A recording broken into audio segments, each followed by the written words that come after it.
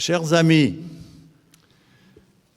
chers collègues, chers étudiants, mesdames, messieurs, il y a 40 ans, en 1964, un jeune enseignant de la faculté des lettres de Strasbourg suggérait à Martin Heidegger, lors d'une conversation informelle, de venir faire une conférence à Strasbourg. Heidegger trouva l'idée intéressante et promit d'y venir. Mais pour parler à l'université, il fallait pour cela l'aval du doyen de la faculté. Celui-ci consulta, recueillit des avis et conclut à la non-recevabilité de la proposition. Bien plus, un professeur éminent de cette faculté prédit au doyen que si Martin Heidegger venait à l'université, il lui barrerait le passage et l'empêcherait de gravir les marches du palais universitaire. Situation paradoxale. Que faire? J'étais seul. C'était avant 68. Jean-Luc Nancy, Philippe Lacoue-Labarthe n'étaient pas encore des nôtres. Martin Heidegger ne put donc pas venir, pour ainsi dire, en chair et en os. Mais il est là aujourd'hui, plus présent qu'il n'y eût été en 1964, présent aujourd'hui, nous provoquant à nouveau, comme toujours, et nous appelant à penser ce qui importe. Donc un juste retour des choses. Le mot « juste » me permet d'évoquer celui qui devait parler ici, ce soir, et ouvrir ce colloque, et à qui ce colloque est dédié, Jacques Derrida, Derrida le juste. Il a parlé ici même, en juin dernier, à cette place où se trouve Jean-Luc, c'est-à-dire hier, c'est-à-dire il y a un instant. Mais il est présent lui aussi, fortement, ce soir. Il fait signe à Heidegger, et Heidegger lui fait signe. Heidegger n'a-t-il pas écrit « Je me réjouis de faire la connaissance de Jacques Derrida » et Derrida n'a-t-il pas dit « Je dois ma vocation philosophique à Martin Heidegger ». Ce salut de la pensée de l'un à l'autre, de la part de ceux par qui l'interrogation toujours à nouveau nous est imposée et l'inquiétude maintenue, il me plaît de le rappeler en ce début de cet exceptionnel colloque sur Martin Heidegger.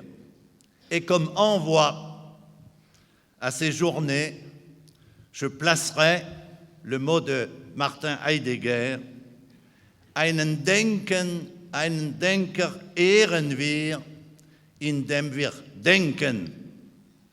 Essayons de le faire. De penser, mise en mouvement que nous sommes par la parole inscrite dans les textes qui sont le prétexte de ce colloque. J'ouvre donc ce colloque en donnant la parole à Jean-Luc Nancy. Jean-Luc Nancy qui, avec Philippe Lacoue-Labarthe, ont fait de Strasbourg un endroit où philosopher est devenu un endroit recherché. Jean-Luc, c'est à vous de parler. Merci, Lucien.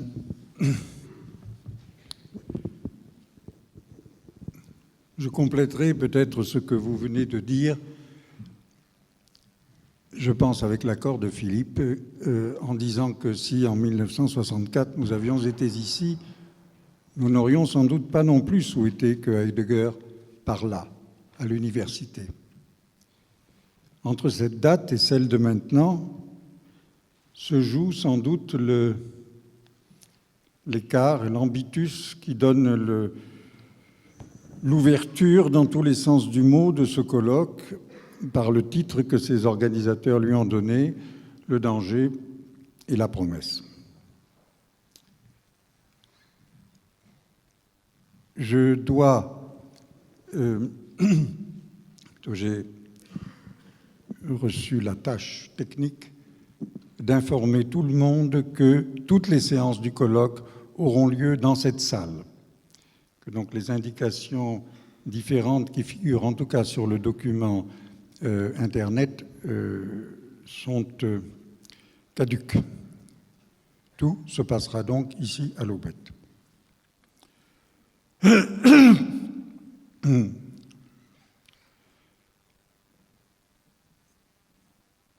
Et tout en pensant, bien entendu, comme vous venez de le dire, Lucien, à Jacques Derrida,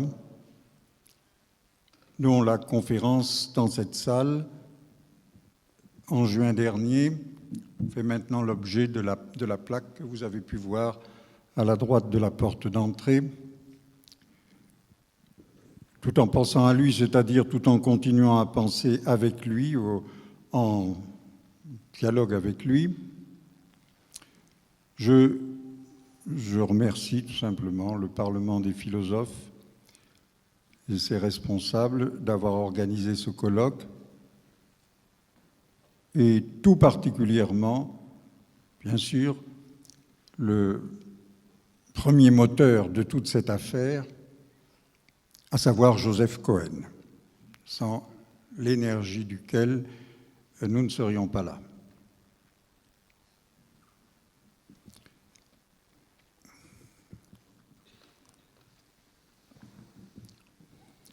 Je ne partirai pas de Heidegger ce soir, j'y viendrai seulement. Et même je viendrai seulement à un mot de lui, à ce mot, à cette phrase qui fait le titre de cet exposé. J'y viendrai seulement pour commencer ce colloque par une démarche vers Heidegger plutôt que par une démarche à partir de lui. Et en fait, je ne traiterai pas de lui, je ne le commenterai pas. En même temps que, pour faire contrepoint, un passage du texte que Philippe vient d'écrire et de nous donner, grâce aussi à Lucien Braun, à ce texte de Die Armut, dont la publication est assurée par les presses universitaires de Strasbourg. Donc, en contrepoint à un mot de Philippe dans ce texte, je dirais, moi ce soir, je laisserai de côté Monsieur Heidegger. Donc, je ne traiterai pas de lui. Ce qui m'importe est plutôt d'indiquer la possibilité, voire la nécessité, aujourd'hui, d'embrayer à nouveau sur ce mot de lui qui est trop ou mal célèbre, qui est bien connu et donc mal connu, comme disait Hegel. Pour ce qui est de commenter ce mot, de partir de lui, d'autres l'ont déjà fait, d'autres le feront. Je pense en France plus particulièrement à Bernard Sicher ou au livre récent et certainement très important de Didier Franck. Mais pour ma part, je pars d'ailleurs autrement. En fait, je pourrais dire aussi que ce qui m'importe n'est pas que cette phrase soit de Heidegger, et que c'est pour d'autres raisons qui recoupent sans doute celle de Heidegger, mais autrement, que je pense devoir aller vers elle, aller y voir de son côté. Et je tiens aussi à dire d'emblée, a priori, au sens même très kantien du terme, vous le verrez, que rien dans cette affaire, pour moi, rien, n'est a priori de l'ordre du religieux.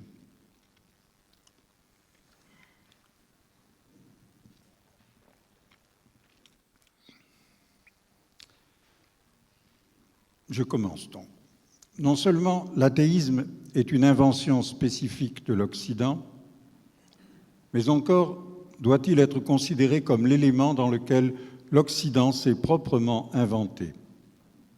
Ce qu'on nomme la Grèce peut bien être traversé ou mêlé d'une quantité considérable de conduites religieuses. Il n'en demeure pas moins que ce qui, avant toute chose, distingue, voire constitue le grec, c'est un espace de vie et de pensée que ne façonne ni ne balise la présence divine, sinon celle des dieux de la cité ou de ceux de la spéculation, qui précisément ne sont plus des présences. Cependant que certes les dieux des mystères poursuivent leur destin, autre histoire sur laquelle je ne m'arrêterai pas du tout. Cette invention de l'athéisme est celle, au fond, qui fait les Grecs, tous descendants de Xénophane, qui, bien avant Platon, raillait l'anthropomorphisme des dieux et qui ainsi pensait déjà dans l'invention de l'athéisme. Cette invention répond à un changement du paradigme général, à un ordre du monde donné et reçu sur un mode destinal, se substitue le régime d'une construction du monde à partir d'une interrogation sur son principe ou sur ses principes.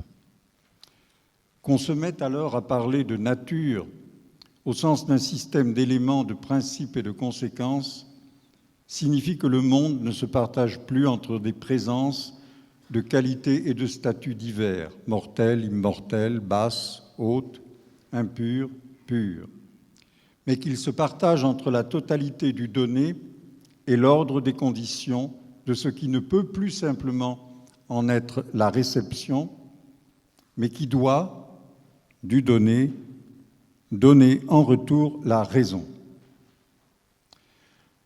Cette raison peut bien être dite divine. Sa divinité ne tient cependant qu'à l'excellence de sa position axiologique, mais non à un écart intrinsèque de sa nature. De droit, au contraire, cette nature divine s'indique comme accessible aux mortels, fût-ce au-delà de sa mort, ou bien au contraire et de préférence, sa mort dut-elle devenir la voie royale de cet accès. Lorsque Platon écrit « Ho Théos », comme cela lui arrive, cette désignation du Dieu au singulier et sans nom propre nous rend la traduction presque impossible, puisque nous devons choisir entre quitter le substantif et parler de divin, ou bien le garder et parler d'un Dieu, personne unique dont Platon n'a bien sûr aucune idée. Aucune idée, c'est le cas de le dire dans tous les sens du mot.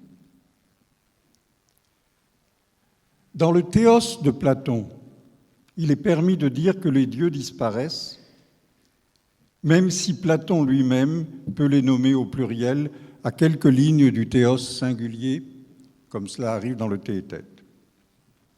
C'est-à-dire que le paradigme de l'univers donné, ordonné et animé, cela qu'on va se mettre à nommer une mythologie pour y substituer une physiologie et une cosmologie, Ce paradigme a cessé de fonctionner et ses représentations et ses histoires fondatrices ne sont plus reconnues comme modelage plastique du monde, mais seulement comme fiction. Les dieux s'en vont dans leur mythe. Il est alors permis de dire que le théos unique, privé de figure et de nom, représente en réalité l'invention de Dieu ou du Dieu en général. Il n'y a plus les partenaires immortels des mortels, mais s'ouvre au contraire la distance ontologique que le mot de Dieu va désormais mesurer. Nous devons donc considérer que l'invention de l'athéisme est contemporaine et corrélative de l'invention du théisme. Les deux termes, en effet, ont leur unité dans le paradigme principiel. Jamais un dieu, se nomma-t-il Ouranos, Isis ou Baal, jamais un dieu n'a eu ni position ni nature de principe. Les dieux agissaient, parlaient ou observaient depuis l'autre rive de la mort. Ils ne faisaient pas passer les mortels sur cette rive, ou bien s'ils le faisaient, ce n'était pas sans maintenir en même temps béant et menaçant le fleuve qui coulait entre les rives.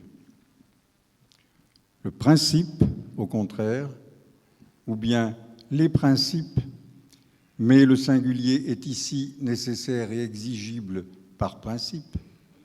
Le principe n'a d'autre fonction que de jeter un pont entre les rives. Et telle est la fonction logique qui se substitue à la fiction mythique, la double position d'une altérité radicale, Dieu et homme ne sont plus ensemble dans le monde, et d'une relation du même à l'autre, l'homme est appelé vers le Dieu.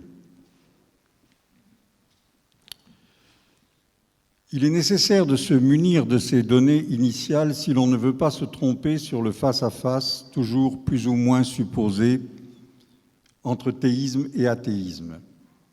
Assurément, ce face-à-face existe dans la mesure où un terme est la négation de l'autre. Mais nous ne pouvons pas ignorer,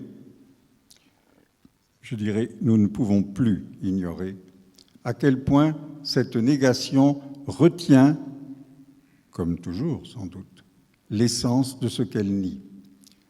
L'athéisme déclare le principe d'une négation du principe divin, c'est-à-dire du principe représenté dans la configuration d'un existant distinct du monde entier des existants, dont il détiendrait la cause première et la fin dernière. Il pose donc en principe ou bien que la cause et la fin relèvent d'un autre ordre, immanent, ou bien que ces concepts ne doivent pas être mis en jeu. Dans la première hypothèse, l'immanence, qu'on la nomme matière ou vie, histoire, société ou art, l'immanence ne déplace strictement rien quant au statut idéal de la cause et de la fin. Mais plus encore, elle ne change rien quant à leur statut pratique, car leurs principes n'ont aucune raison de ne pas devenir aussi contraignants, voire coercitifs, que ceux d'une volonté divine ou bien d'une économie du salut. L'Occident des XIXe et XXe siècles a fait l'expérience de ces possibilités de coercition dans l'immanence ou par elle, jusqu'à un degré qu'il n'est pas difficile de qualifier de crucial. Et désormais, nous savons que l'athéisme, en ce sens, est un désastre.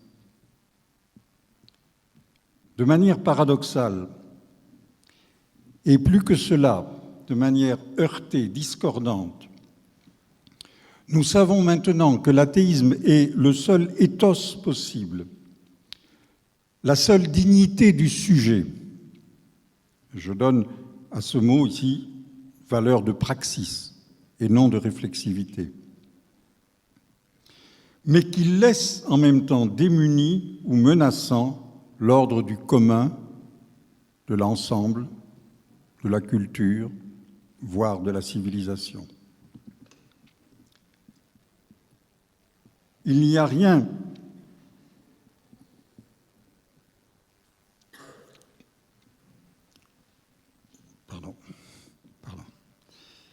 Il n'y va de rien de moins à terme, s'il y a un terme, que de l'exigence inassouvie qui fut nommée communisme.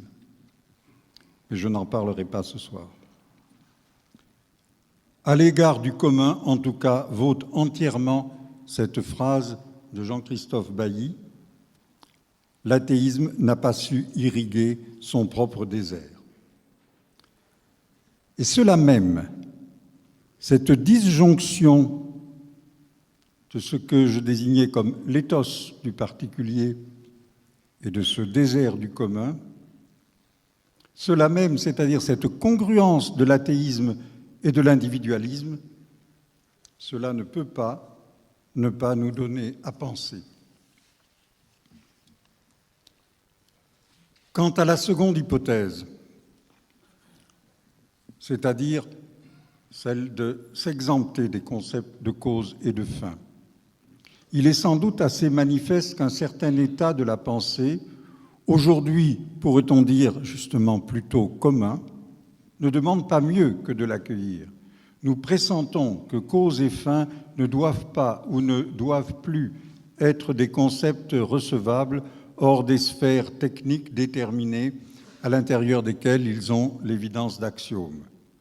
Nous le pressentons d'autant mieux qu'à considérer non pas des systèmes techniques identifiés, mais le régime du monde qu'on peut nommer la technique ou bien le capital, il devient évident que ce régime ne cesse de dissoudre dans son propre déploiement toute possibilité de lui trouver, de lui imputer ou de lui inventer des causes et des fins, ou des fins. C'est, si l'on veut, l'un des sens possibles du mot mondialisation.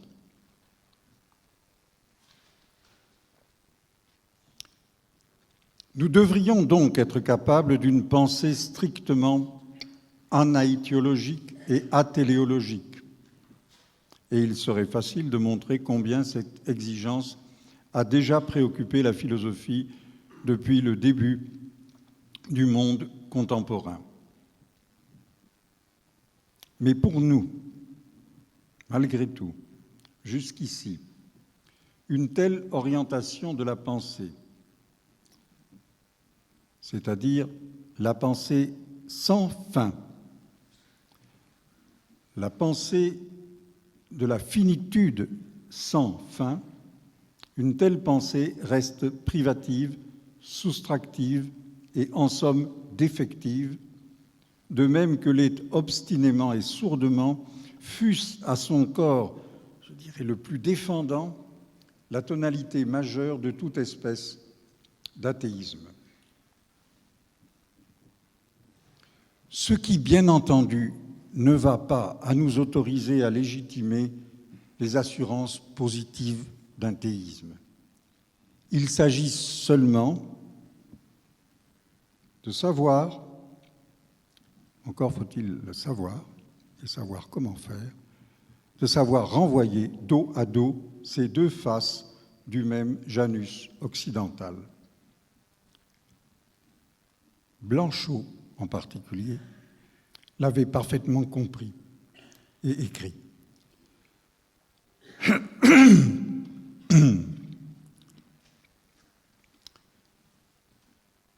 Un jour viendra peut-être, et peut-être même n'est-il pas très éloigné, où l'on pourra caractériser toute la pensée contemporaine comme un lent et lourd mouvement de gravitation autour du soleil noir de l'athéisme.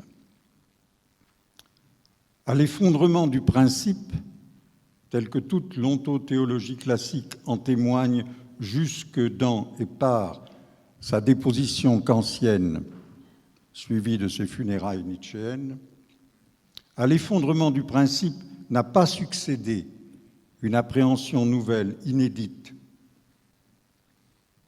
révolutionnaire, créatrice, libératrice, salvatrice. Comment voudrions-nous, comment pourrions-nous la désigner? Une appréhension nouvelle donc de cet effondrement lui-même et du vide qui en résulte. Une appréhension nouvelle, c'est-à-dire qui se produirait à travers d'autres prismes de pensée que ceux qu'appellent très banalement des mots comme effondrement ou vide. Je ne veux pas dire que la pensée contemporaine, dans ce qu'elle a de plus vivace, ne soit pas occupée à désorganiser et à délégitimer ces prismes. Elle ne fait peut-être même rien d'autre. Toutefois, l'athéisme continue, de manière très paradoxale en fin de compte, à fermer l'horizon. Ou peut-être est-il plus exact de dire qu'il continue à former un horizon, précisément là où il devrait s'agir d'autre chose. Car les horizons et les principes ont partie liée. L'horizon d'une soustraction, d'un retrait, d'une absence, voire l'horizon, pour m'y impliquer, de ce que j'ai moi-même parfois nommé absentéisme pour l'opposer à l'athéisme, pour l'en distinguer, l'horizon d'une soustraction continue à faire horizon, c'est-à-dire limite, impasse et fin du monde. Il cerne d'autant plus notre pensée que le monde, en effet, de partout touche à ses confins, sur le mode physique comme sur le mode métaphysique. Il ne peut plus être question, bien sûr, de sortir du monde, mais ce n'est pas une raison pour le considérer comme un horizon.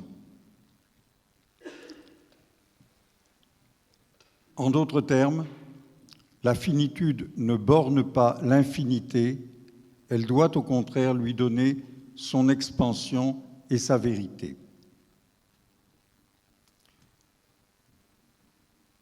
C'est en ce sens que je veux comprendre le mot de Wittgenstein, le sens du monde est hors du monde, c'est-à-dire que le dehors du monde est dedans. Voilà l'enjeu, il n'y en a pas d'autre aujourd'hui. Il ne s'agit en définitive, bien sûr, de rien d'autre que du nihilisme tel que Nietzsche l'a compris. L'athéisme, avec le théisme, et le nihilisme. Et si le nihilisme indique en même temps, comme le veut Nietzsche, que c'est à travers lui, à partir de lui, et presque comme en lui, qu'il peut être question d'en sortir, si ce terme est approprié, toutefois, il ne dépasse pas jusqu'ici sa propre indication vers autre chose que vers une répétition de son propre nihil. Assurément, c'est une répétition bien souvent puissante, courageuse, opératoire et inventive que celle qui se joue autour des repères du vide, de l'absence, du désastre, du sans fin, de l'aporie, ou bien de manière plus ascétique, autour d'un renoncement plus ou moins souligné à autre chose qu'à des combinatoires de formes de vie et de régimes différenciés de vérité, avec parfois quelques perspectives survivantes, plus ou moins parentes de la régulation kantienne. Mais toujours, pourtant, il devrait s'agir en quelque manière d'introduire un sens nouveau en sachant que cette introduction elle-même est privée de sens, pour citer à peu près Nietzsche, dans un paradoxe dont la logique recèle toute la force d'injonction et toute la difficulté, voire l'angoisse, de notre situation. Mais comment lever l'aporie si le forçage d'un sens par-delà le sens, insensé, sens absent, sens hyperbolique ou hypertrophié, si le forçage d'un sens par-delà le sens ne nous a donné rien de moins que l'horreur exterminatrice sous tant de formes, conjointes ou affrontées à l'impuissance humaniste, sous tant de formes, elle aussi.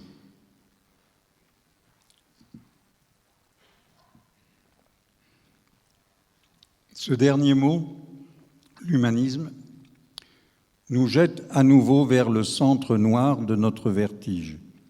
L'humanisme a été l'athéisme, il en a été la vérité, la portée, la proposition et l'opération.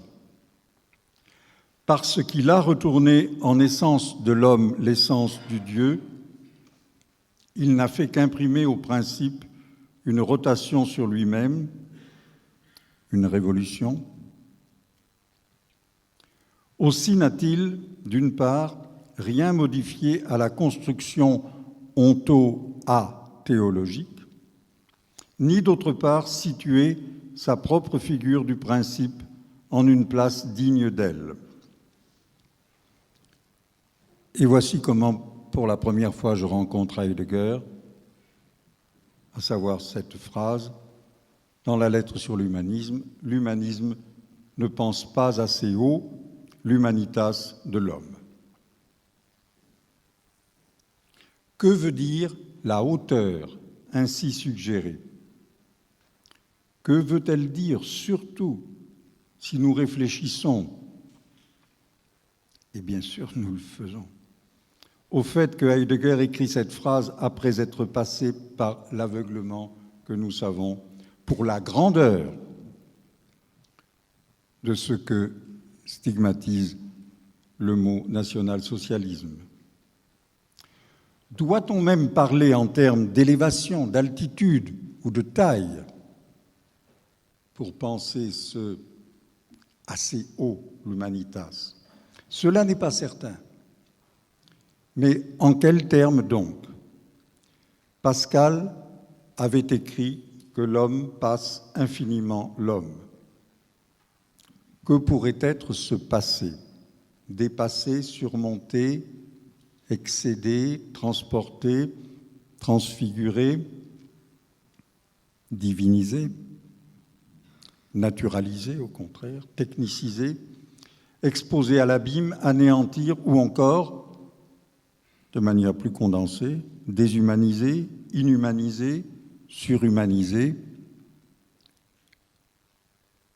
Comme nous voyons, nous avons parcouru depuis quelques 2 siècles toute la galerie de ces figures, à la manière de l'esprit hegelien, et nous sommes, autrement que lui, épuisés, écœurés de ce nôtre savoir absolu, d'où ne rejaillit vers nous, à la différence de celui de l'esprit, aucune autre infinité que celle d'une infamie, selon laquelle le dépassement de l'homme prend la forme d'une domination inexorable des hommes par un processus d'ensemble qui n'est même plus leur histoire, mais une machinerie indifférente à leur sort et tout occupée de son propre développement exponentiel et exponentiellement tautologique. Cette tristesse résume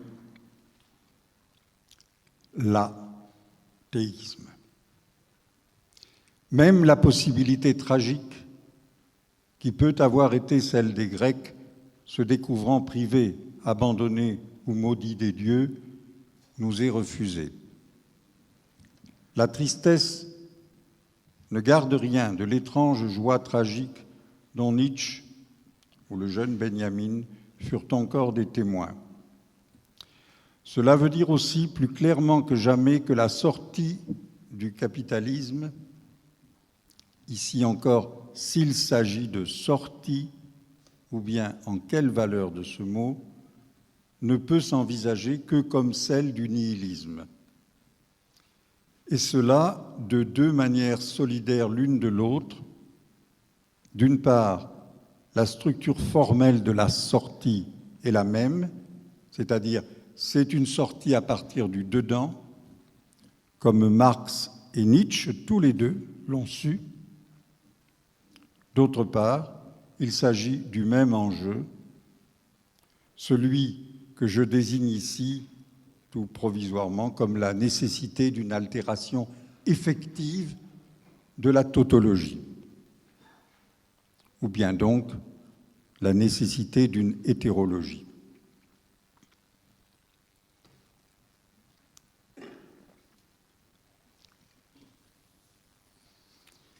Si j'entame à présent une considération relative au monothéisme, ce n'est pas pour y chercher l'issue, le remède ou le salut. Le salut représente au contraire la confirmation du monde du nihilisme par la nécessité qu'il affirme d'une rédemption. En ce sens, le monothéisme n'aura rien représenté d'autre que la confirmation théologique de l'athéisme. La réduction du divin au principe dans une logique de la dépendance du monde.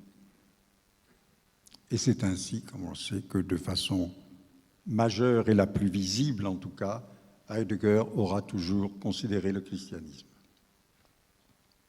De manière corollaire, la tautologie du monde s'y déplace, dans le monothéisme, s'y déplace simplement en tautologie de Dieu.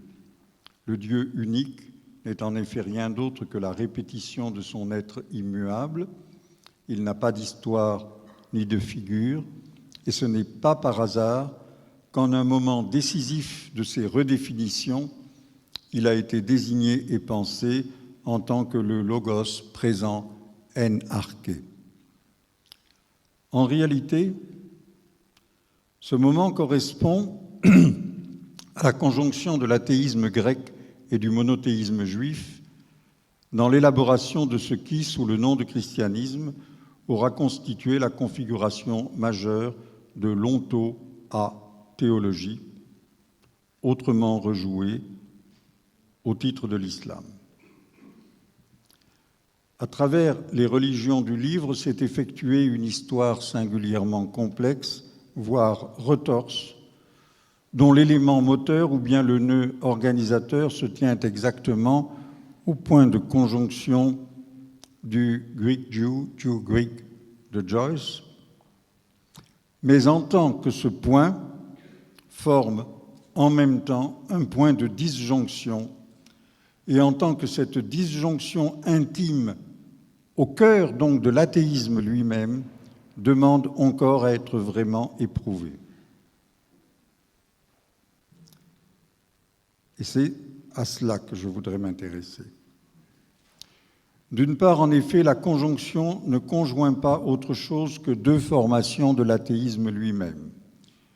Le monothéisme juif tel qu'il se développe et se répand dans le monde grec, en sorte qu'il débouche dans la pensée chrétienne, qu'on pourrait à bon droit nommer stoïcienne chrétienne, ne dispose rien d'autre que, simultanément, l'évanouissement confirmé de toutes les présences et puissances divines et la désignation d'un principe qui n'a plus de divin que le nom, Dieu, mais un nom précisément dépouillé de toute personnalité ou bien de sa propre prononçabilité.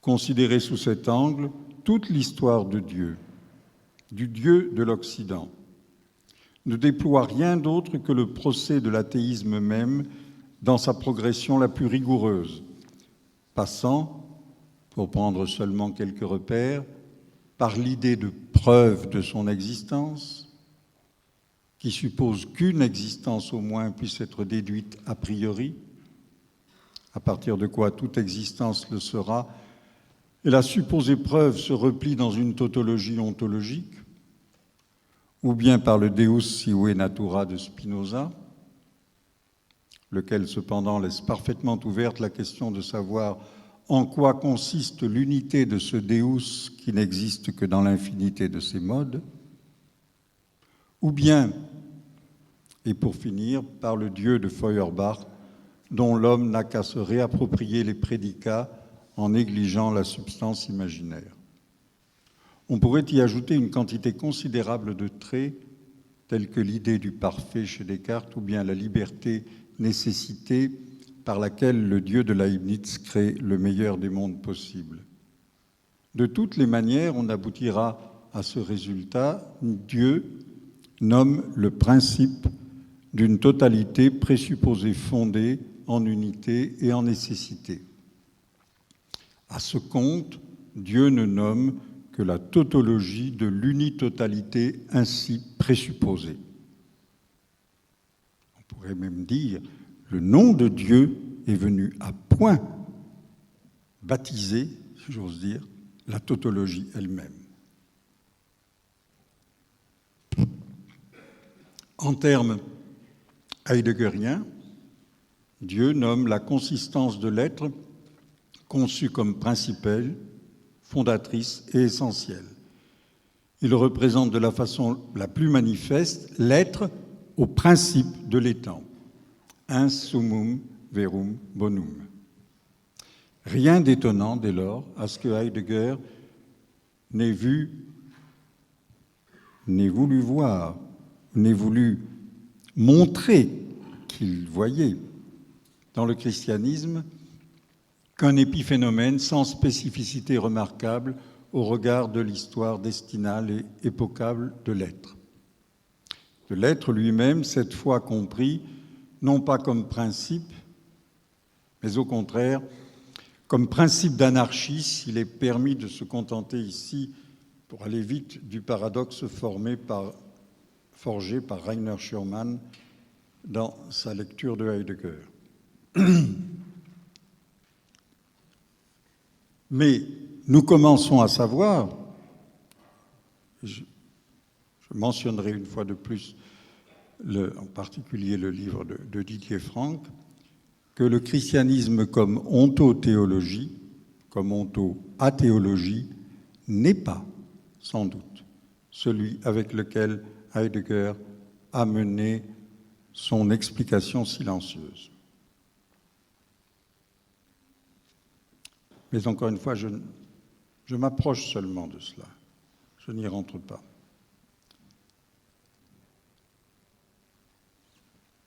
S'il en est bien ainsi, dans cette histoire de la métaphysique, c'est tout simplement de ça qu'il s'agit, il n'en reste pas moins inévitable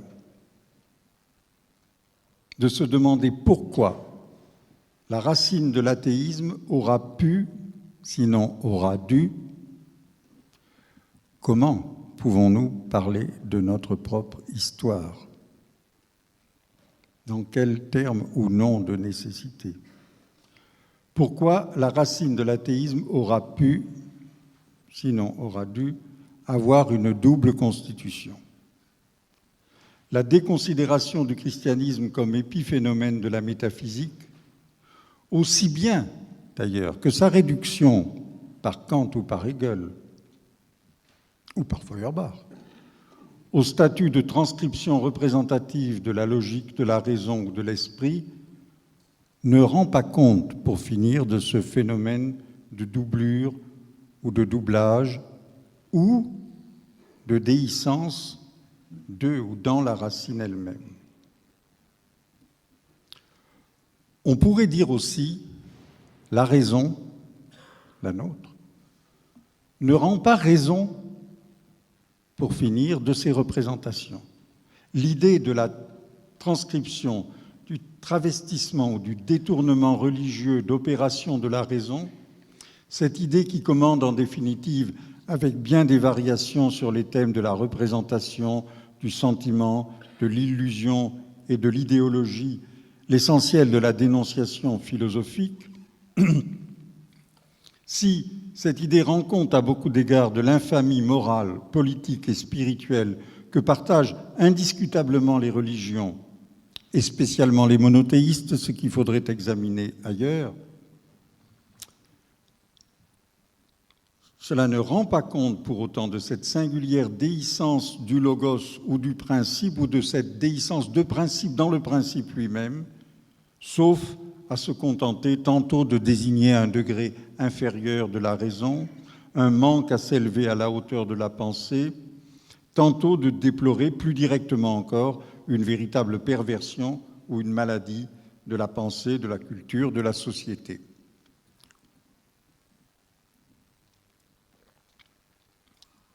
Il est étrange de penser que notre civilisation tout entière pose en principe l'essence faible, corrompue ou étrangère, c'est-à-dire le plus souvent implicitement non grecque, de cela qui n'a pas cessé d'en constituer depuis plus de 20 siècles comme la doublure interne. Tout se passe comme si l'athéisme refusait de considérer la possibilité que ce doublement interne puisse être compris d'une autre façon que par l'infirmité, la maladie ou bien la perversité des prêtres. Comme nous le savons, mais peut-être pas assez, Nietzsche lui-même est loin d'en rester là.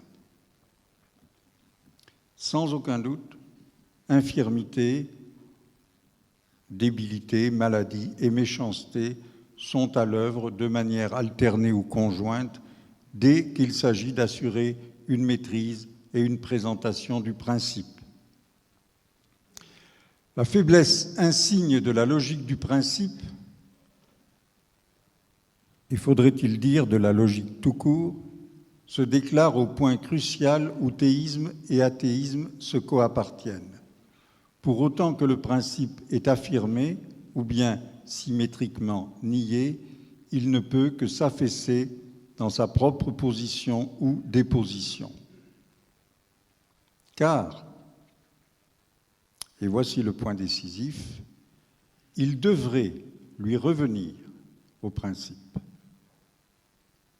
Il devrait lui revenir d'excéder en tant que principe la principialité elle-même, ou encore, et peut-être plutôt, de s'y dérober, de s'en retirer, de s'y soustraire, ou encore de la déconstruire à partir d'elle-même. Un principe, ou un principat, pour solliciter ce mot, ne peut que s'accepter de lui-même, du moins est-ce là une des branches de l'alternative devant laquelle le principat est inéluctablement placé. Et bien entendu, je fais allusion aussi à la théorie de la souveraineté, qui est une théorie logique autant que politique. Ou bien le principe se confirme lui-même infiniment, ou bien il s'accepte de lui-même, et non moins infiniment.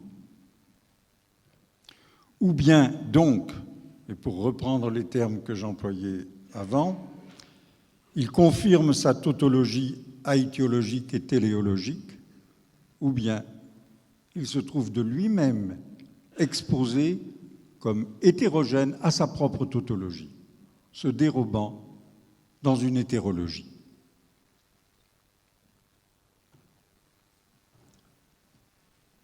Et brutalement, on pourrait dire, c'est la bonne ou la mauvaise infinité du principe lui-même. N'est-il pas alors souhaitable d'examiner si la doublure et la déhiscence entre monothéisme et athéisme ne communiquent pas avec cette hétérologie? Autrement dit, pouvons-nous être aussi tranquillement assurés, sans autre interrogation, que le monothéisme n'est que la face débile et cléricale de l'athéisme, l'un et l'autre au demeurant toujours réunis dans la crispation du principe ou de l'un, c'est-à-dire aussi bien dans la déréliction du nihilisme.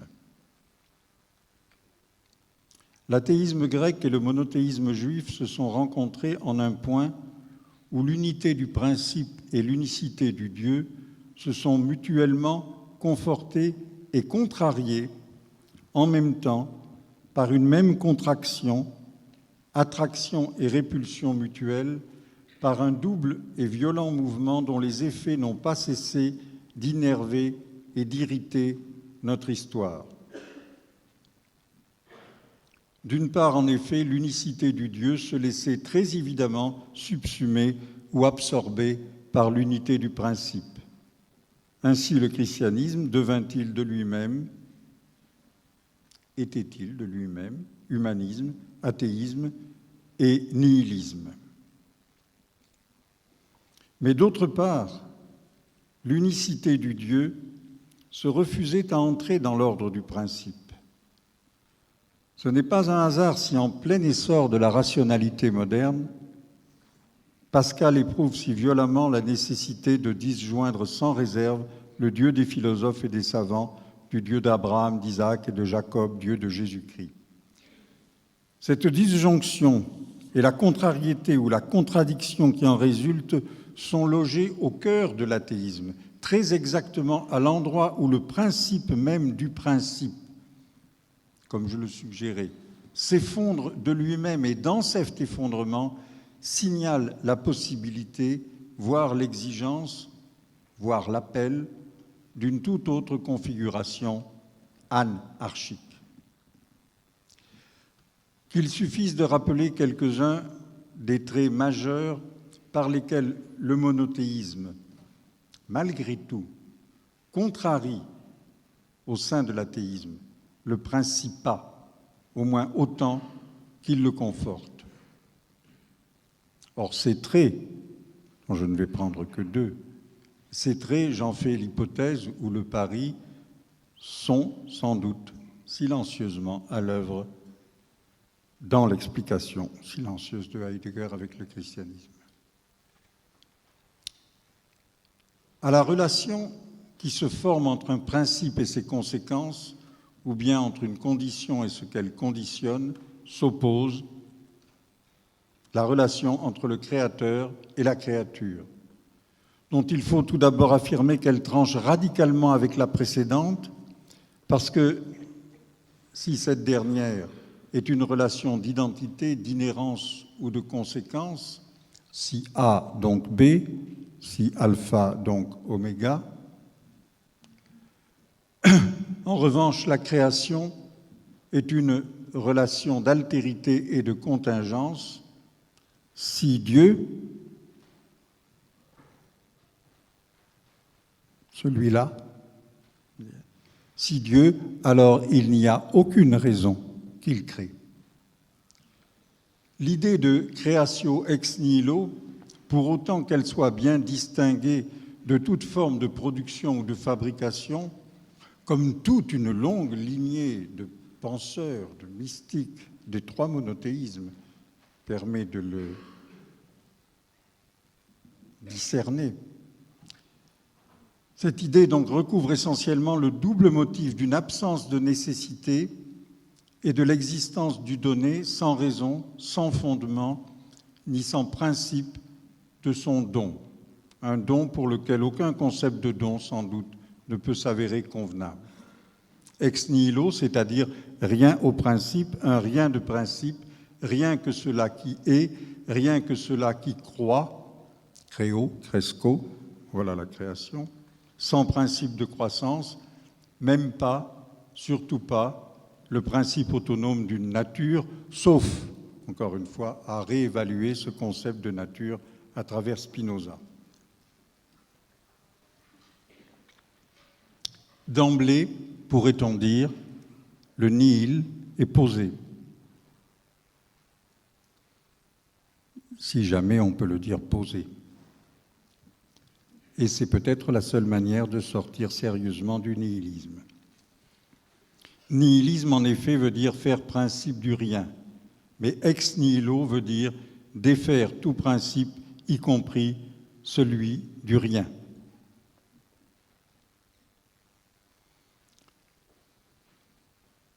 J'ajoute seulement deux autres traits.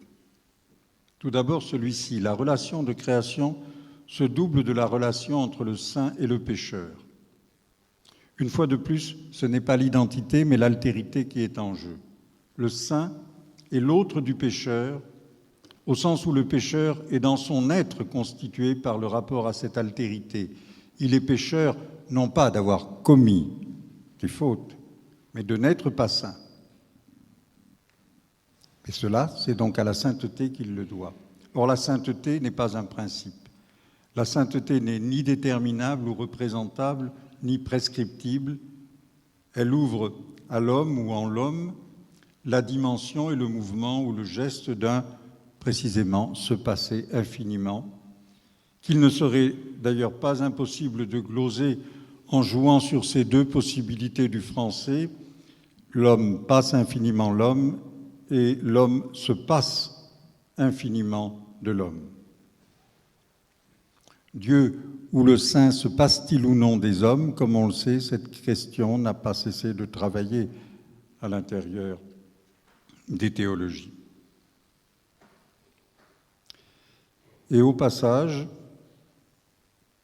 puisque je suis revenu à cette formule de Pascal, me rapprochant encore de Heidegger, je demanderai que fait d'autre Heidegger parlant de l'élévation de l'humanitas, sinon redire ou rejouer Pascal, et peut-être, en fin de compte, très consciemment. Le dernier trait que je retiendrai, enfin, pour maintenant, sera celui de la foi. Si le principe doit être su ou bien connu, de même d'ailleurs que devaient l'être les dieux, et si de surcroît la religion, pour sa part, est aussi une forme de savoir, c'est le savoir de l'observance et du scrupule.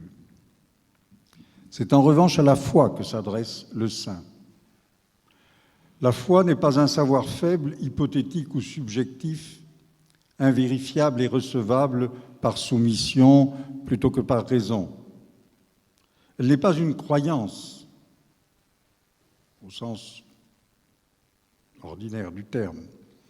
Elle est au contraire la foi, l'acte de la raison, se rapportant d'elle-même à ce qui, d'elle, se passe infiniment. La foi se tient précisément au point de l'athéisme entièrement conséquent, c'est-à-dire dessaisi de la croyance ou du savoir croyant aux principes et aux principats en général.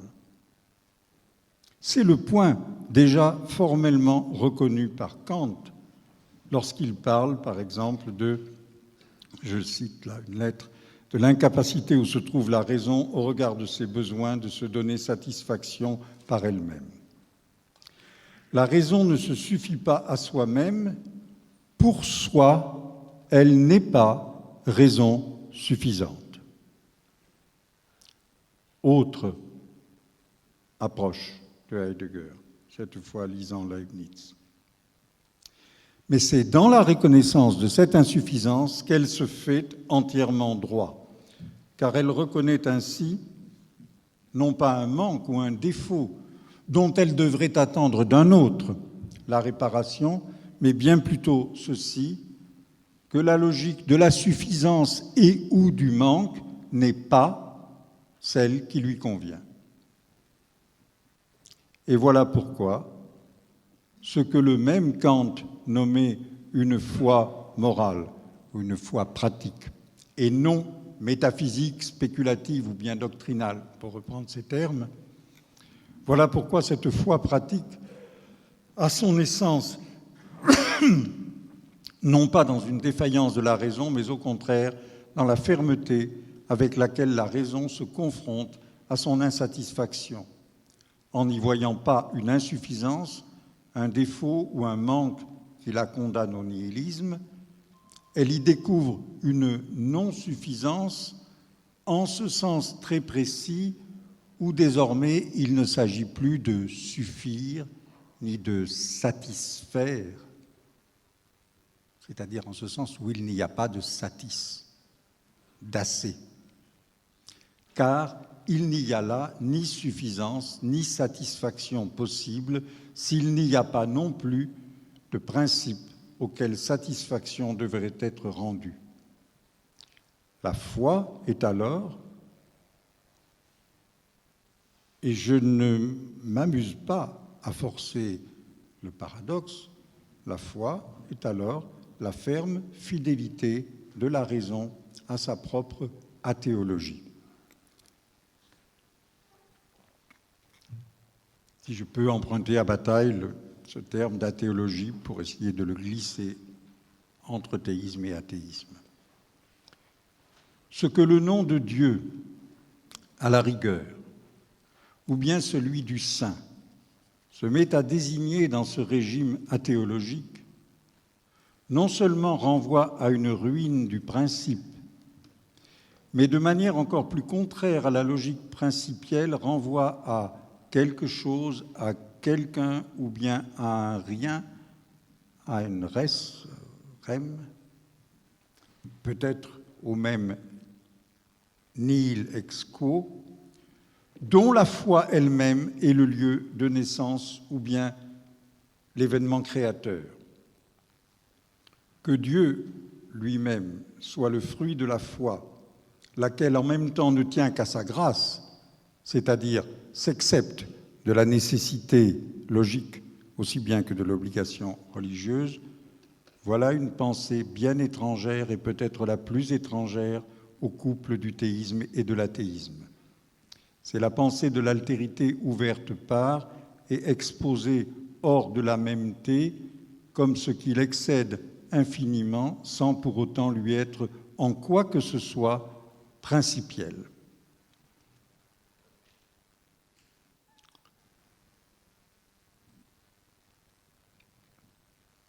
Demeure pourtant, bien sûr, en question le point de savoir si Dieu ou bien le Saint peuvent ou doivent encore et à quel titre former des noms pour cette altérité de la raison. Et même s'il est acquis que l'athéisme, lui, reste un terme équivoque et sans avenir, aucune réponse n'est encore donnée de cette manière à la question posée. Je ne vais pas chercher à donner une réponse, mais c'est maintenant seulement, et pour commencer à conclure, que j'en viens à cette parole de Heidegger qui semble, elle, détenir la réponse. Seul un Dieu peut nous sauver. Nur noch ein Gott kann uns retten.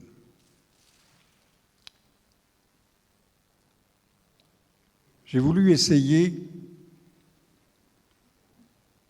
de convaincre que s'il n'est pas politiquement correct de traiter cette phrase sans mépris, c'est peut-être pourtant philosophiquement nécessaire. Très sèchement, que dit cette phrase? D'abord, elle aussi, elle dit une tautologie, mais une autre. Ou peut-être la même retournée. Elle dit une tautologie car s'il y a lieu de sauver, alors bien sûr, seul un Dieu le peut. Et plus encore d'ailleurs, pour traduire plus exactement nur noch ein Gott, rien d'autre qu'un Dieu. C'est du moins l'une des façons dont on peut accentuer le nord lié au nur dans la phrase. Tautologie, donc, est vide aussi longtemps que sauver n'est pas pensé. On pourrait dire que ce n'est pas Dieu le problème, là, c'est sauver. Or, peut-être peut-on dire, là aussi très sèchement, beaucoup trop brièvement, sauver n'est pas guérir. Ce n'est pas un processus. Et ce n'est pas réglé, quoi que dise le mot, bien sûr, sur une santé finale. Encore que salus et sanus ne sont pas du tout le même mot ni la même racine en latin. Sauver, c'est un geste unique, instantané, et par lequel est retenu celui qui déjà est dans l'abîme. J'aimerais dire, sauver n'annule pas l'abîme, mais a lieu en lui. Cela même,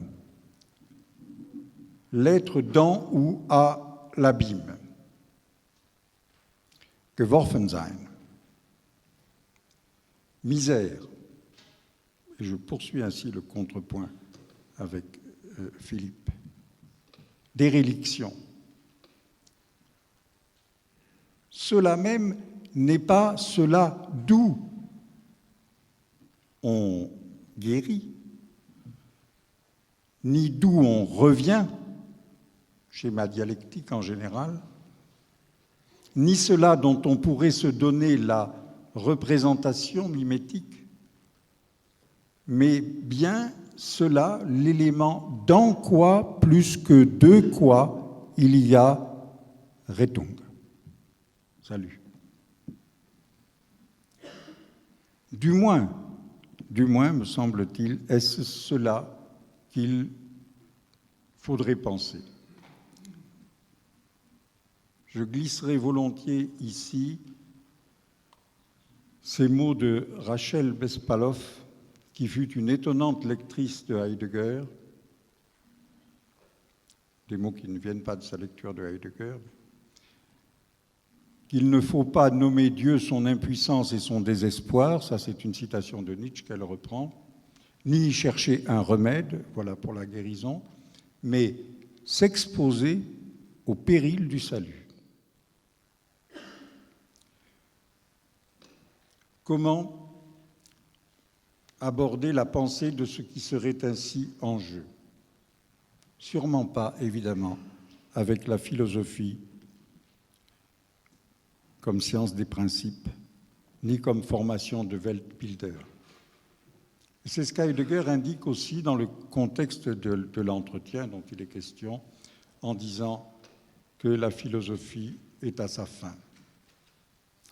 Et le Dieu dont il parle pourrait ne désigner avant tout que cela, ce rien d'autre, Nord, dont la philosophie comme telle n'est pas, ne peut pas être le lieu ni le régime, bien que seule, peut-être, elle en indique la nécessité et la postulation. Ce Dieu, ce dernier Dieu, comme on sait, autre valeur du Nord encore, c'est-à-dire pour Heidegger, s'il est encore possible que cela ait lieu dans notre abîme, et en fait, une formule comme celle-là, c'est-à-dire à peu près la formule de la phrase, était pratiquement présente, presque littéralement, dans les cours sur Nietzsche. Et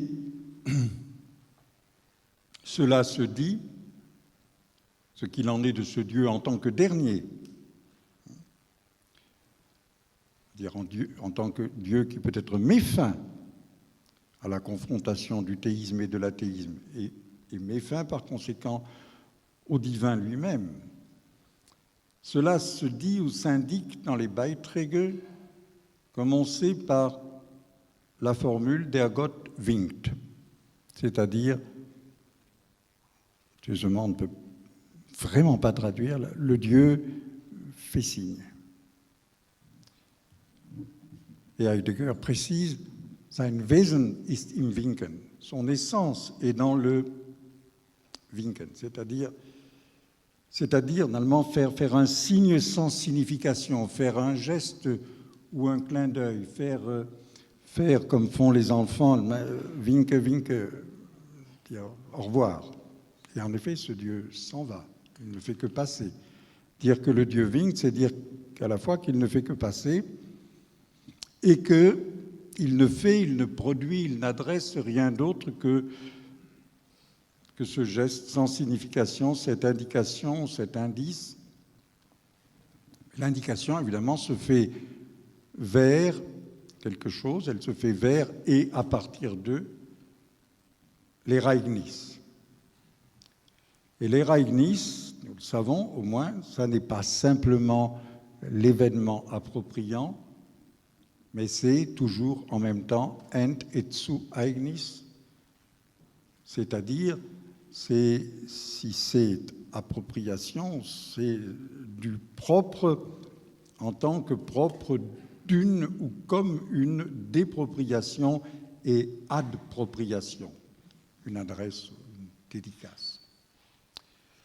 Et cela veut dire au moins, et avant tout, cela veut dire sans doute par-dessus tout, sans savoir, hors sens. Ni savoir fort, science, ni savoir faible, croyance. Ni croyance en Dieu, ni croyance en l'homme, ni au savoir, ni à l'art.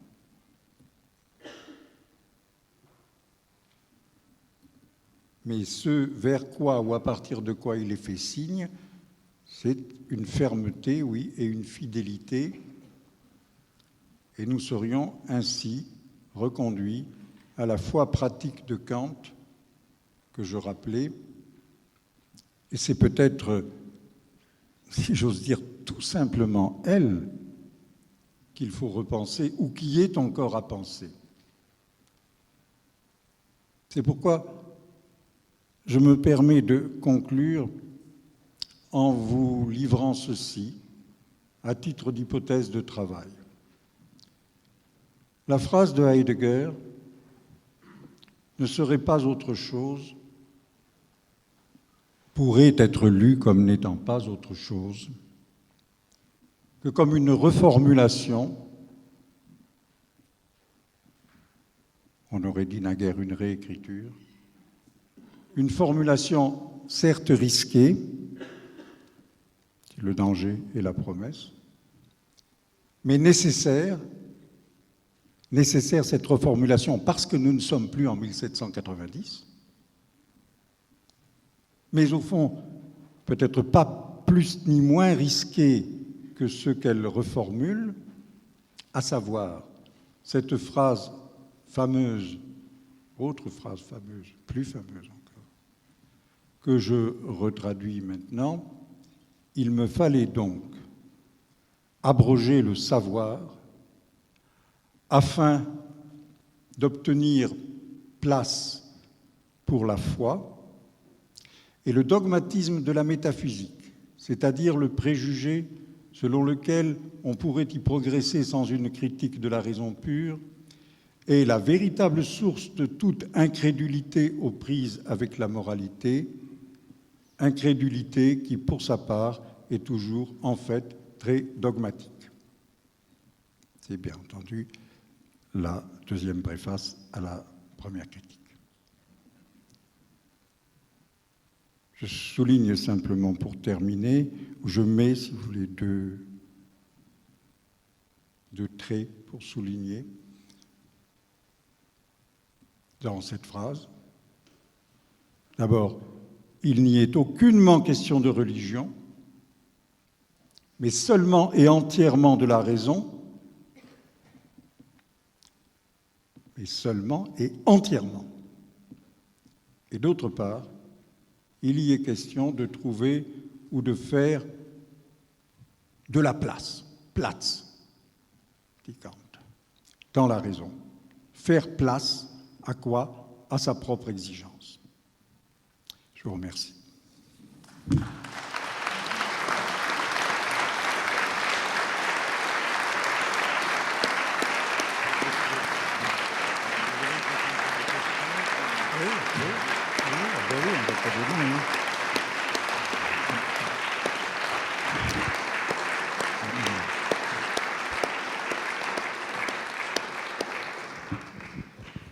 En votre nom, je remercie Jean-Luc Nancy pour cette conférence inaugurale qui a mis le colloque sur orbite. Et comme nous avons un peu de temps devant nous, il y a deux choses. Donc, vous pouvez poser des questions à Jean-Luc Nancy. Et je pense que les organisateurs ont quelques questions pratiques à communiquer. Monsieur Bensoussan ou Joseph Cohen. Bon, ils le feront non, mais je crois pas, dans les jours qui suivent. Bon, alors, allons aux questions. Qui va intervenir? Qui est-ce qui veut s'adresser à Jean-Luc Nancy? Mais ce n'est pas nécessaire non plus. Hein. Sinon,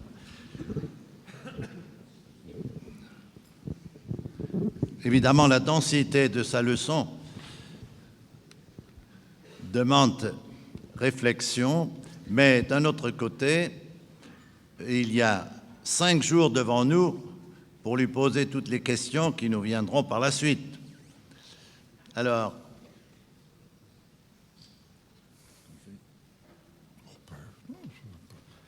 bon, s'il n'y a pas de questions, je vous laisse à la méditation de la leçon qui vient d'être prononcée, en vous remerciant, encore une fois, comme l'a fait Jean-Luc au début, les organisateurs de ce colloque qui va donc s'étendre jusqu'à dimanche soir. Je vous souhaite une agréable soirée et clôt ainsi cette séance inaugurale. Merci.